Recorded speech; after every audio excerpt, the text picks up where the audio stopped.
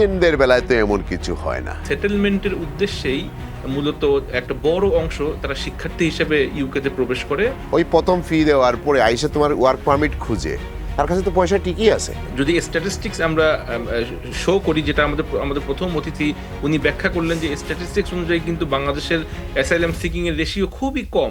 জি ভাই, আপনি বলেন আমাদের এই সিচুয়েশন 9টা ইউনিভার্সিটি যেগুলোতে সবচেয়ে বেশি স্টুডেন্ট আছে, দে আর ব্লকড, স্টুডেন্ট ভর্তি বন্ধ করে দিল।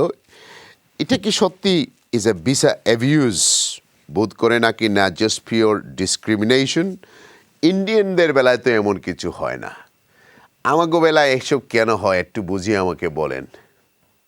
একটু ভাব ভাষার ছন্দ মিলিয়েই বলেন, আস্তে আস্তে বলেন। একটা বিশ্ববিদ্যালয় হোক অথবা 9টা বিশ্ববিদ্যালয় হোক, যে সিদ্ধান্ত নেওয়া হয়েছে এটা অবশ্যই আমরা জাতি হিসেবে আমাদের জন্য সম্মানজনক কোনো বিষয় না।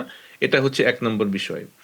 2 নম্বর বিষয় হচ্ছে অ্যাবিউজের বিষয়। যদি আমরা আসি তাহলে আপনি সহ আপনি ব্যাকগ্রাউন্ডে যে কথাগুলো বলেছেন এবং পূর্ববর্তী দুজন অতিথি যে কথা বলেছেন, সেখানে আমরা সকলেই জানি যে বাংলাদেশ থেকে ছাত্ররা যারা এখানে পড়ালেখার জন্য আসে বিভিন্ন ক্যাটাগরিতে আসে।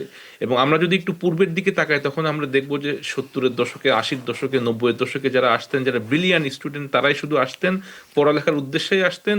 অধিকাংশই পড়ালেখা শেষ করে চলে যেতেন। কিছু সংখ্যক ওনারা এখানে সেটেলমেন্ট নিতেন, বাকি কিছু তারা অন্য দেশে চলে যেতেন। কিন্তু আমরা যদি ক্রোনোলজিক্যালি একটা দেখি তাহলে দেখব যে 2000 সালের পর থেকে এই সংখ্যাটা ক্রমান্বয়ে কমে গিয়েছে। এবং ইউকেতে যদি আমরা পার্টিকুলারলি ধরি তাহলে সেটেলমেন্টের উদ্দেশ্যেই মূলত একটা বড় অংশ তারা শিক্ষার্থী হিসেবে ইউকেতে প্রবেশ করে এবং পড়ালেখা শেষ করার পরে তারা ইউকেতে সিস্টেম অনুযায়ী তারা সেটেলমেন্ট পেয়ে যায় আর কি। এটা একটা ধারা। কিন্তু ভেরি রিসেন্টলি যদি আমরা একটু লক্ষ্য করি তাহলে দেখব যে আমাদের সমাজেই আমরা এটা দেখব যে যদি সেটেলমেন্টের জন্য, অভিবাসনের জন্য, বাহিরে সেটেল হওয়ার জন্য কোন রুটগুলো সহজ, তাহলে আমরা প্রথমে বলি যে ছাত্র হিসেবে যদি এখানে আসা যায়, ফ্যামিলি সহ, পরিবার সহ এখানে খুব সহজেই 5 বছর হোক বা 10 বছর হোক এর ব্যবধানে এখানে সেটেল হওয়া যায়। এই যে একটা কনসেপ্ট যখন গ্রো করলো সমাজে, তখন থেকে আমরা দেখলাম যে ছাত্র হিসেবে যারা জেনুইন ছাত্র শিক্ষার্থী তারাও আসলো। এর পাশাপাশি আরো কিছু ছাত্র তারা আসলো, তারা মূলত সেটেলমেন্টের উদ্দেশ্যেই মূলত এখানে এসেছে, তবে এই রুটটাকে ব্যবহার করেছে। এর পক্ষে যদি আমি বলি তাহলে দেখবো যে এখানে আসার পরে ইউনিভার্সিটিতে এনরোলমেন্ট না হয়ে সরাসরি কোনো কাজে যুক্ত হওয়া, ইউনিভার্সিটিতে রিমেইনিং যে ফিস আছে সেইগুলো না দেওয়া, ইউনিভার্সিটির সাথে কোনো রকম কন্ট্যাক্ট না রাখা এবং নিয়মিত ক্লাস, পরীক্ষা, প্রথম সেমিস্টার, দ্বিতীয় সেমিস্টার, সেখানে রেগুলার এই যে ক্রমান্বয়ে যে পদোন্নতি, এইটা ব্যর্থ হওয়া, এই রেশিওটা যদি আমরা দেখি তাহলে দেখব যে সেই ক্ষেত্রে আমাদের সাবকন্টিনেন্টে বাংলাদেশ, ইন্ডিয়া, পাকিস্তান, শ্রীলঙ্কা এই দেশগুলোর নাম চলে আসে। এবং সেখান থেকে মূলত একটা পর্যায়ে home office, UK home office তারা সিদ্ধান্ত নিল যে যেহেতু এই রুটটাকে ব্যবহার করা হচ্ছে, অথবা যদি আমি শব্দটা ব্যবহার করি মিস ইউজ করা হচ্ছে, সেই পরিপ্রেক্ষিতে হয়তো তারা এই সিদ্ধান্ত নিয়েছে। এবং বিগত বছরগুলোতে আমরা অ্যালার্মিং যে সিচুয়েশন আমরা দেখেছি যে বিশেষ করে অ্যাসাইলাম সিকিং এর ক্ষেত্রে স্টুডেন্ট রুটটা ব্যবহার করা হয়েছে। এবং এর পরিপ্রেক্ষিতে 2023 সালে একটা পরিবর্তন আসলো যে স্টুডেন্ট ভিসায় যদি কেউ আসে এবং সে যদি স্টাডি শেষ না করে, তাহলে যখনই সে অ্যাসাইলাম সিক করবে তার অ্যাসাইলামটা কোনো ক্রমেই এটা সাকসেসফুল হবে না, এরকম একটা রুল তারা করলো। এখন আপনার প্রশ্ন যদি আমি সরাসরি উত্তর দেই যে এইটা কি আসলে অ্যাবিউজ করা হয়েছে অথবা বাংলাদেশিদের জন্য বিশেষভাবে এই অবস্থাটা ব্যবহার করা হয়েছে, অন্যান্য দেশ ফর এক্সাম্পল ইন্ডিয়ার ক্ষেত্রে তো এটা করা হয়নি, এই প্রশ্নের সরাসরি উত্তর হয়তো ওইভাবে দেওয়া যাবে না। তবে এটা তো অবশ্যই ঠিক যে বাংলাদেশি ছাত্র যারা এসছে তাদের একটা অংশ, বিশেষ করে একটা অংশ তারা অ্যাসাইলাম সিক করেছে, যদিও বাংলাদেশে পট পরিবর্তন হয়েছে।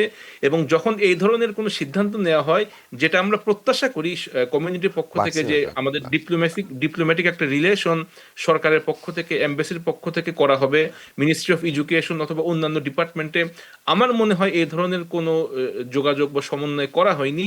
এটা একটা আজকের অনুষ্ঠান থেকে এটা একটা পদক্ষেপ হতে পারে, একটা মেসেজ আমরা দিতে পারি যে যখন এই ধরনের কোনো এমবার্গো দেয়া হয় কোনো বিশ্ববিদ্যালয়ের পক্ষ থেকে অথবা হোম অফিসের পক্ষ থেকে, তখন বাংলাদেশ হাই কমিশনের ইমিডিয়েট দায়িত্ব হচ্ছে হোম অফিসের সাথে অথবা রেসপেক্টিভ ইউনিভার্সিটির সাথে যোগাযোগ করা এবং এর পক্ষে সপক্ষে যদি কোনো যুক্তি থাকে, যদি স্ট্যাটিস্টিক্স আমরা শো করি, যেটা আমাদের প্রথম অতিথি উনি ব্যাখ্যা করলেন যে স্ট্যাটিস্টিক্স অনুযায়ী কিন্তু বাংলাদেশের অ্যাসাইলাম সিকিং এর রেশিও খুবই কম, তারপরেও যখন এরকম সিদ্ধান্ত নেওয়া হয়, আমার মনে হয় হাই কমিশনের পক্ষ থেকে যোগাযোগ করা বা সমন্বয় করা এটা একটা গুরুত্বপূর্ণ বিষয়।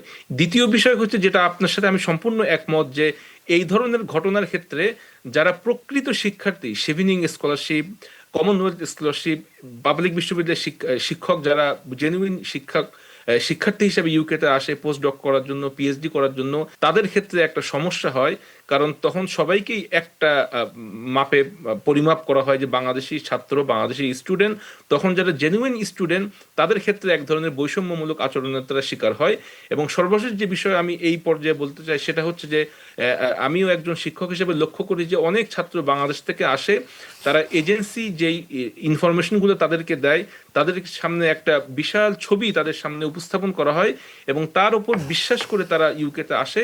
আসার পরে দেখা যায় যে তারা তাদের যে রিমেইনিং ফিসগুলো আছে সেটা তারা পরিশোধ করতে অনেক ধরনের ডিফিকাল্টিস ফেস করে।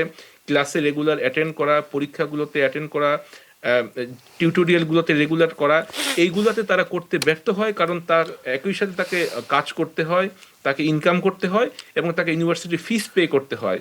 এই জন্যে আমাদের পরামর্শ থাকবে, ইউকেতে কোনো একটা নির্দিষ্ট বিশ্ববিদ্যালয়ে ভর্তি হওয়ার আগেই ওই শিক্ষার্থী যদি বাংলাদেশে থাকতে নিজেকে প্রস্তুত করে, তার ইংলিশ স্কিল ডেভেলপ করে, টেকনোলজিক্যাল স্কিল ডেভেলপ করে এবং রিমেইনিং ফিসগুলো আসে এখানে এসে কিভাবে পরিশোধ করবে, এরকম যদি একটা প্রস্তুতি নিয়ে এখানে আসে, আমার মনে হয় যে সামনের দিনগুলোতে এই ধরনের কোনো অনাকাঙ্ক্ষিত পরিস্থিতির সৃষ্টি হয়তো কম হবে, এটা আমরা প্রত্যাশা করতে পারি। অর্থাৎ ইউকেতে আসার পূর্বে যদি 6 মাস বা 1 বছরে সে একটা প্রস্তুতি নেয়, একাডেমিক প্রস্তুতি, ফাইন্যান্সিয়াল প্রস্তুতি, এখানে আবাসনের প্রস্তুতি, তাহলে হয়তো সামনের দিকে ইয়াহিয়া ভাই। অবস্থা ভালো হতে পারে। আচ্ছা, ঠিক আছে। স্টুডেন্টরা আসার প্রথম বছরেই যদি ওভার 5,000 ওয়ার্ক পারমিটে ট্রান্সফার হয়ে গেল, 5,374, তাহলে সে তো ভুয়া স্টুডেন্ট ছিল রে ভাই। এটা কেন বলি না আমি? কারণ সে যদি আইসা ইউনিভার্সিটিতেও গেল না, ওই প্রথম ফি দেওয়ার পরে আইসা তোমার ওয়ার্ক পারমিট খুঁজে, তার কাছে তো পয়সা ঠিকই আছে। এই পয়সা দিয়ে সে পড়ার যদি খেয়াল থাকতো তো পড়তে পারতো, না পড়ে তো দলাল একটা ধরে বলে যে ভাই কাজ একটা দেন, আপনাকে দেই কিছু ট্রান্সফার। হোম অফিসের তো অনেক লুপ হোল থাকার কারণে থাউজেন্ডস অফ, কিন্তু রিয়েল প্রবলেমটা এদের জন্য না, এরা তো লোক, এদের এগেনস্টেও না। আমরা গরিব দেশের মানুষ, একজন যদি দেশের বাইরে আসে, আইসা যদি নিজের পেট পুট চালাতে পারে ঠিক আছে, কিন্তু একটা সিস্টেম থাকতে হবে তো। কারণ ভালো ভালো মানে যারা ভালো কিছু পৃথিবীতে করবে, তাদের মানে কপালের মধ্যে আমরা একটা কুড়াল মারতেছি যে ব্যান্ড। ইভেন অক্সফোর্ড ইউনিভার্সিটি যদি কাউকে তোমার কোনো রকমের স্কলারশিপ দিতে হয়, 10 বার চিন্তা করবে যে এইটারে যে আনবো আমি স্কলারশিপ দিয়ে, আইসা যদি সে সুইচ করে ফেলে কালকে, যদি এখন ইমিগ্রেশন চেঞ্জ আসছে, এখন স্টুডেন্ট থেকে আর ডাইরেক্ট চেঞ্জ নাই, বা এইটা এই বছরের 22 এপ্রিল মনে হয় হয়েছে রুলস, গত বছর। কিন্তু এর আগে তো 5,370 সুইচ। তাহলে তো সে স্টুডেন্ট হিসেবে আসে না। আপনার কথা একমত যে এইটার মধ্যে অনেক রকমের লুপহোল আছে, কিন্তু এটাকে অ্যাবিউজ করা হয়েছে। হওয়ার কারণেই তো আজকে এই আমার গেস্ট এক্ষুনি চেক করে বলেন যে 12টা ইউনিভার্সিটি ব্লক করছে, 9টা হোম অফিসের, আর 3টে আরও, তার 4টা তারা আনঅফিসিয়ালি তারা লিস্টে আসার আগেই তারা বন্ধ করে দিচ্ছে। তাহলে 12টা মানে হচ্ছে যে এরা বাংলাদেশ থেকে কোনো অ্যাপ্লিকান্টসই নিবে না, কোনো স্টুডেন্টই নিবে না। সো এটা তো একটা